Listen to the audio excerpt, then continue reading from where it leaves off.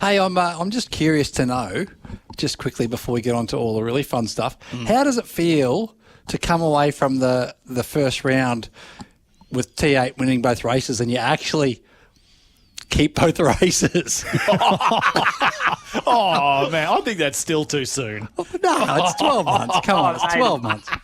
Yeah, no, it has gone by now. It's a new championship, so I'm not so stressed on it. But I said that on Saturday night when I won. I'm like, as long as no one steals this off us, I'll be pumped. But honestly, mate, like far out. I think 12 months ago we were in such a better spot. You know, I think I was 18th in the championship after round one. So it's great. I mean, we're 1-2 in the championship. It's a ripper way to start the year. You had speed the whole weekend. The car looked fast the whole weekend, and you know I wasn't in your garage and I didn't speak to you over the weekend, but I can pretty much guarantee that the changes you were making day to day to that chariot were very, very minor changes because it was just in the window from the word go. Yeah, 100%. Like I think I rolled out the pits and I went straight to the top and kind of stayed there all weekend, to be honest, in practice. And I think it was, I'm pretty sure it was after practice one. I said, oh, well, just give her a refuel and a clean, boys. That's us for the weekend. It was seriously good out the box. You're saying that all they needed to do was to give it a little wipe over and chuck a bit of fuel in it. She's good for the weekend. Well, clearly on Saturday night, they didn't chuck enough, or they chucked literally just enough fuel in it, but not enough for you to get back to the podium. Literally. Well. Did you have alarms on the dash through the race? Like, did you know, oh, geez, what's going on here? I'm in reserve. What's happening? I ran the dash in a function where I don't get alarms. So perfect. Living life on the edge. When I got to the front and the lead, my plan was just go like hell and make them chase you. So the actual race pace is just a lot quicker. And I just backed myself in that I'd be able to look after the tyre well and drive at that speed, purely because I'd been coming through the field and driving it hard. So, we actually just used way more fuel than we expected. So it fully coughed off the last corner, but they couldn't tell me because I was on the radio celebrating, and when I was weaving, it was coughing and spluttering, and it literally ran out on the under brakes into one. How does it feel now, obviously, getting back into the groove? I mean, it's your first proper ARC in a couple of years. So, I mean, how was it to get back out, have a crack, and you know, obviously you got one coming up this weekend as well? Oh, it's so good to get back out in the rally car. I think I've been very lucky to be able to do some different disciplines and do a different variety in motorsport with the, you know, Dakar and Extreme E and all that sort of stuff. And a lot of work, but also quite satisfying to kind of, I guess, have the two different sides. The Extreme E side, which is, you know, top level international motorsport where you turn up with your helmet, you've got the best engineers there are, the whole crew, and it's kind of surreal. And then you come back from that and then you lie under the car in the workshop at night. Yeah, 1 minute. The whole other side back here. So it's two different worlds. Yeah, 1 minute you're in like Cuba doing in the Extreme A. Next minute you're in Gippsland. We go to all the exotic places. You know, talk about previous teammates in different phases. Like, you know, teaming up with Brycey was a tricky situation because we both came into the team at the same time and had to work on that package together. You know, Nick came right in at the end of that package with Gen 2 and then straight into where we were last year, which was no doubt a pretty tough time for the team. So, yes, and then coming with Woody this year, you know, he's come off a fantastic year with DBS and I think he's come into a much better package this year too. So everything is about timing and places, and I think he's come in really at the right time.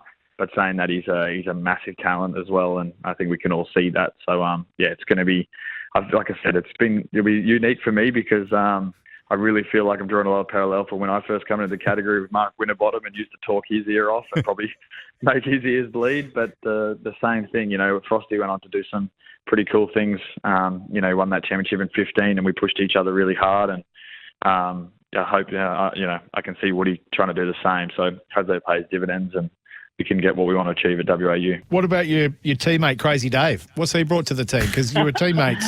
Stress, probably. He's bought a lot of steak. All he does is eat steak. And you were teammates ages ago at Tickford. I mean, you would have even seen from your point of view when you were teammates back then what he was like and what he brought to the table to the Dave that has joined you 10 years odd down the track. He's got to be, I suppose, a welcome addition and a new set of eyeballs and a new feeling within the camp. Yeah, he's a good guy, Dave. Like, him and I get along really well, but he's actually very clever. Without him, I think some of the setups on the car we wouldn't be running. So he's played a big part in that. So, yeah, he's very good. I'm so happy to have him back, and he's brought a lot to the table. So, yeah, he's been a big in. Has Charlie gotten rid of all the pot plants out of the joint since Dave's turned up? Because he seems to want to throw them around a fair bit. I think you lock up everything. Everything's in lock-up cabinets these days. So I wouldn't just put it down to pot plants. Even the staff go behind locked doors. So when he's in, he's on a mission, Dave. He's an adult kid. Sporadic. That's what he is. He just does it. It's probably better to have a really good chance of winning 2 races than it is to try to crack the top 10 in 20 races.